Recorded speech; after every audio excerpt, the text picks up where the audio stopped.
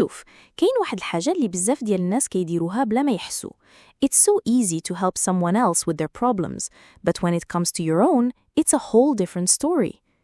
كتلقى راسك كتقول لصحابك listen, just do this and that, it's simple.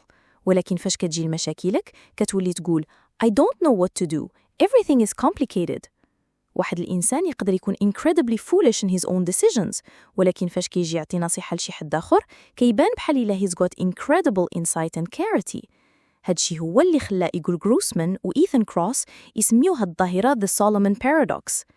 كينغ سولومون كان معروف بالحكمة ديالو وكان famous for his wisdom and his good rule، ولكن حياته الشخصية كانت a shambles. كان a poor parent, extravagant, and for all he was brilliant with other people's affairs, he was woefully short-sighted with his own. هادشي راه بزاف ديال الناس غادي يحسوا بيه. We can give great advice to other people, but not so much to ourselves. ولكن الخبر الزوين هو أنه we can learn from this.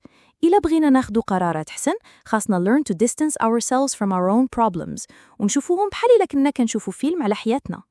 مثلا تقدر تكيب a journal where you write about your life in the third person وتعامل مع راسك بحال إلا كنتي كتكتب على شي حد آخر.